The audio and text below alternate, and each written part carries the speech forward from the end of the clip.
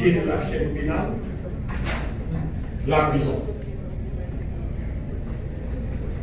Pour parler de la prison, il faut certainement à un certain moment s'arrêter sur la notion de peine.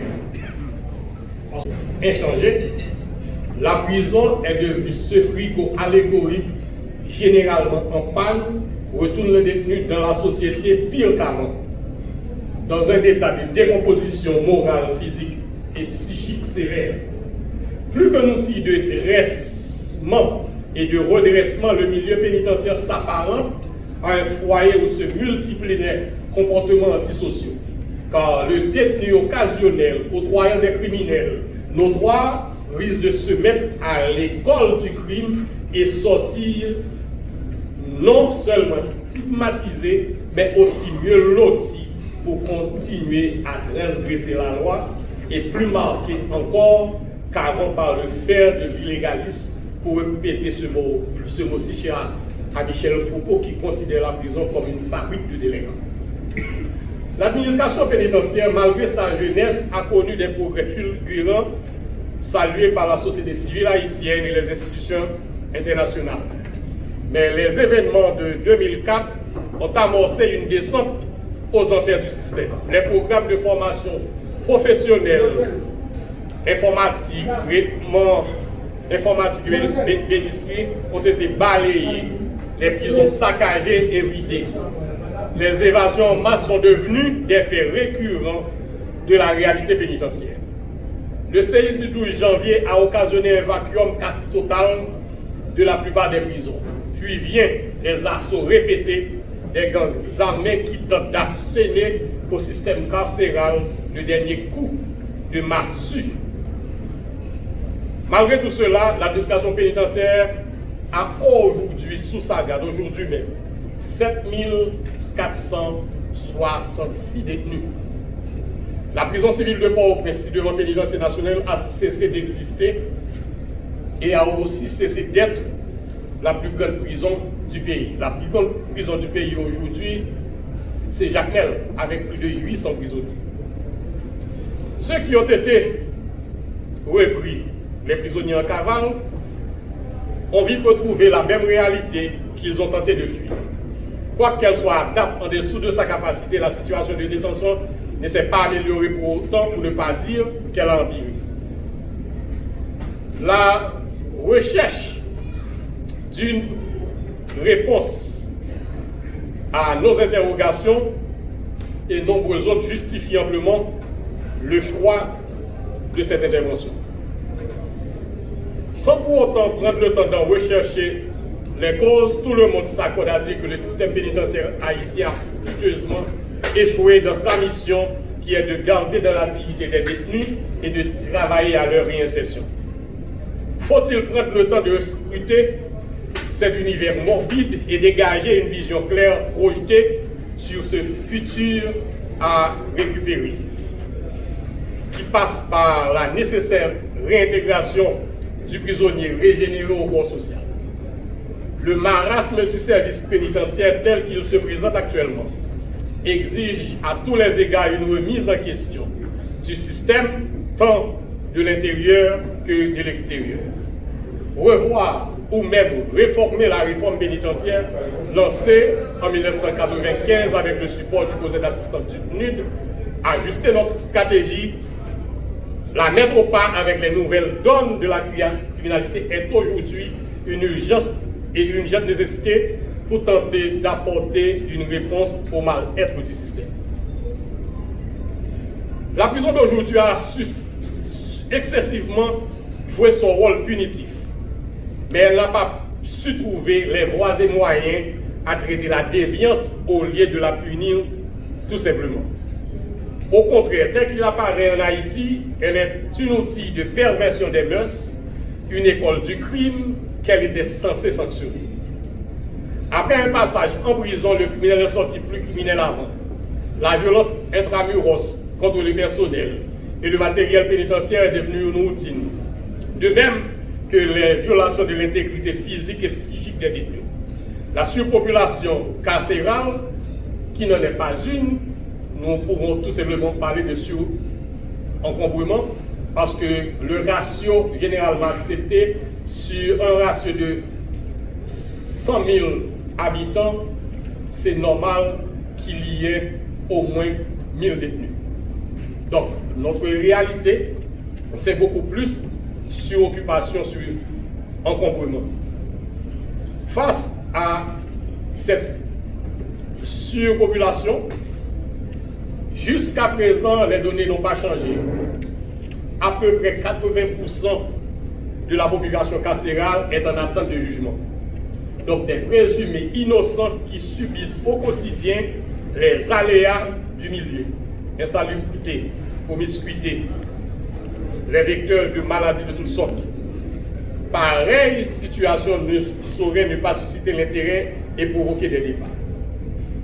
Une réflexion approfondie sur l'état de nos prisons paraît d'une impérieuse nécessité pour tenter de comprendre pourquoi les détenus retournent au sein de la société plus aguerris, plus criminels avant, et essayer de changer les paradigmes de la prison répressive actuelle pour aboutir à une prison réformatrice où la protection des droits des détenus et leur réinsertion sont le pivot central de sa mission. La mise en perspective de l'ensemble des facteurs qui concourent à l'approfondissement du désastre carcéral actuel nous permettra tant soit peu de décrypter la crise qui nous interpelle tous et favorisera une sérieuse remise en question de la politique pénitentiaire de la nation. L'administration pénitentiaire est le dernier mais le plus important maillon de la grande chaîne pénale dans toute société qui se veut être démocratique. Comment peut-on comprendre, après des siècles de culture carcérale, que la prison reste aujourd'hui pratiquement inchangée? Qu'elle n'a pas non plus su réellement, malgré les barbaries des exécutions publiques d'hier et les calamités d'aujourd'hui, dissuader les nouvelles transgressions. Il importe donc d'attirer l'attention des décideurs sur la dégénérescence actuelle du système et les porter à chercher les voies et moyens pour améliorer substantiellement les conditions de détention et à traiter beaucoup plus la déviance au lieu de la punir purement et simplement. L'un des phénomènes qui aggrave la réalité quotidienne des détenus, c'est la détention préventive prolongée. La détention préventive, trop souvent prolongée, est une graine qui continuera de ronger tout effort de notre société pour soigner les délinquants et de les réinsérer. Il est un lourd tribut physique et psychologique que paient les détenus dans l'attente plus ou moins longue d'une décision de justice. Mais aussi pour l'administration pénitentiaire qui, par l'absence d'espace physique et d'infrastructures nécessaires à tout effort de réhabilitation et de réinsertion, ne fait que subir ces effets. Pour n'avoir pas su saisir les taureaux à les cornes et proposer, dans le cadre de sa mission qui est de surveiller et soigner des solutions viables. La surpopulation corollaire de la détention préventive prolongée sont les deux faces palpables d'une même médaille couronnant l'échec de la réponse apportée à la criminalité par la justice pénale haïtienne. Face à ce constat, on est en droit de se demander pourquoi les gens vont-ils en prison pour y rester, alors que tout le monde depuis des siècles s'accorde à dire que la liberté est la règle, la prison l'exception. Si un certain équilibre a été trouvé pendant les premières années de la réforme pénitentiaire, aujourd'hui c'est la descente aux enfers. L'ampleur de cette catastrophe humanitaire étalée sous nos yeux est le fruit de nombreuses années d'instabilité et d'amateurisme. La crise actuelle était prévisible, pourtant les experts et conseillers d'ici et d'ailleurs ne l'ont pas vu venir. Cette entreprise délicate de reconvertir au régime militaire répressif à un régime pénitentiaire civil tourné vers l'amendement du déviant, enclenché en juin 1995 avec l'appui du projet d'assistance à la réforme pénitentiaire, a été salué par tous, de la classe politique haïtienne à la société civile, comme un modèle de réussite. Si hier celle-ci s'est réalisée sans casse réelle, ce spectacle de retour à la case départ aujourd'hui, à laquelle on assiste, n'augure rien de prometteur. Surpopulation carcérale, promiscuité, violence, maladie, pression, répression physique et psychologique sont le quotidien de milliers de détenus. repartis sur l'ensemble du territoire, la grande majorité, comme vous le savez déjà, en détention préventive. Pour mener à bien une réforme, pour mener à bien une stratégie de réinsertion, il nous faut des outils, des codes. Nos codes pénals et d'instruction criminelle, comme vous le savez, sont caducs, dépassés et obsolètes, même s'il existe aujourd'hui des efforts pour pouvoir au moins doter la nation de codes beaucoup plus modernes.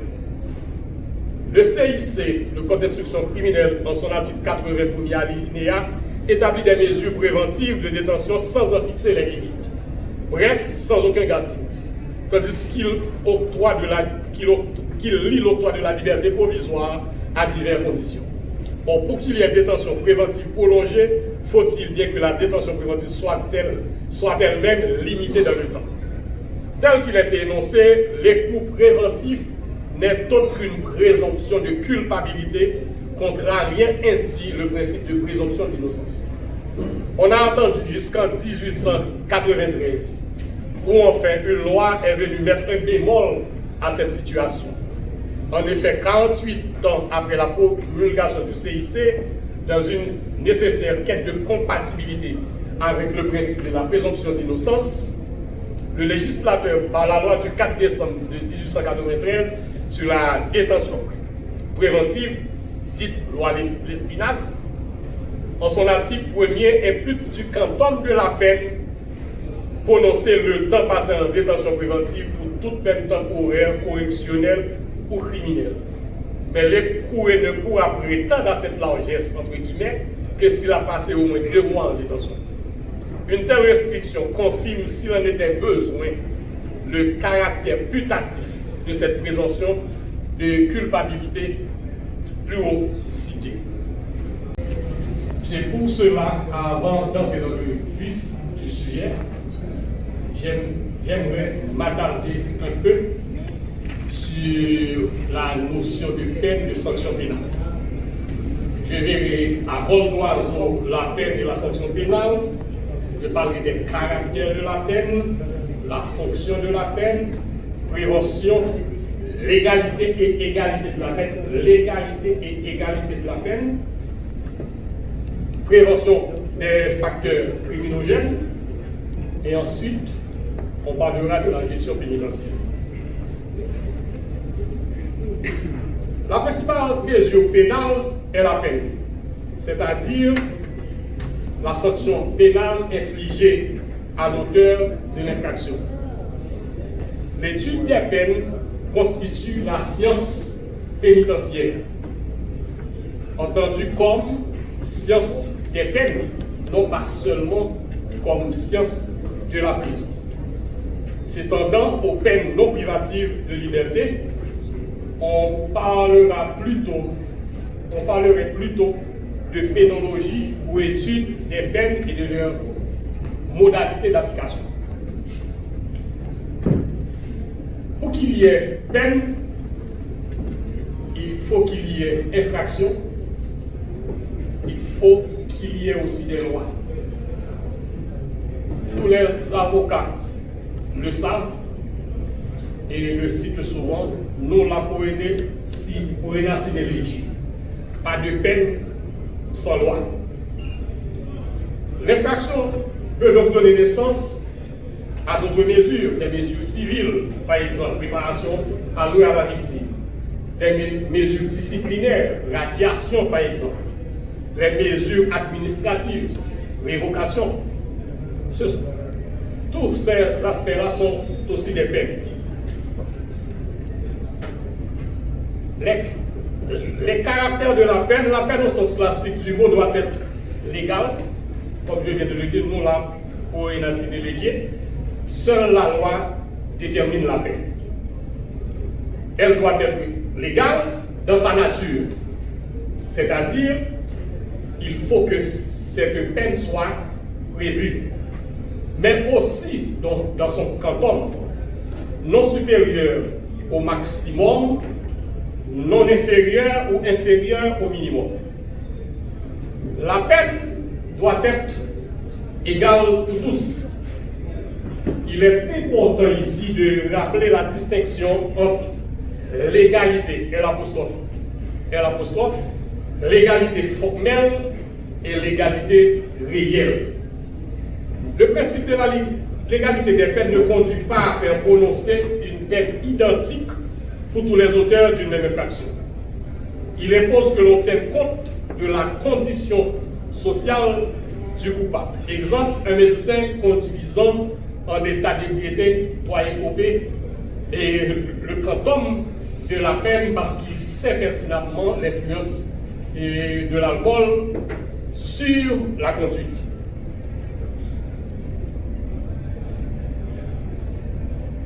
Le problème de la légalité, sans apostrophe, des peines à deux aspects. L'égalité égale devant la loi est la même pour tous, soit qu'elle protège ou qu'elle punisse. Et même s'il existe des inégalités nécessaires, je reviendrai sur les inégalités nécessaires plus tard. Nous parlons d'égalité devant le juge. On reproche toujours à la justice et avec raison d'être plus indulgente pour certaines catégories sociales. Les enfants, les femmes, les vieillards. Dans cette circonstance, la neutralité est parfois impossible et est susceptible de plus ou de moins se garder de tout parti. Il est donc tout aussi difficile de concilier l'égalité et l'augmentation des pouvoirs discrétionnaires des juges. Fonction de la peine. D'abord, l'expiation. La peine est proportionnée à la gravité de l'infraction. Vous tous, vous savez avec moi le principe de la loi du talion. Donc, l'expiration tourne vers le passé. La fonction de la peine est aussi préventive. Elle est orientée vers l'avenir. En dehors des peines d'élimination, la prévention peut être réalisée par l'intimidation, dissuasion et par la réinsertion du corps social. Il faut aussi parler des peines d'intimidation individuelle qui enlèvent ou condamnent le désir de récidiver une fois le corps social réintégré. Aussi, des peines d'intimidation collective, le fait de la prévention par la menace de la peine est évidemment que partiel, car tout prononcé de peine est une faillite de la répression. Et la peine idéale est celle que l'on ne prononcerait jamais.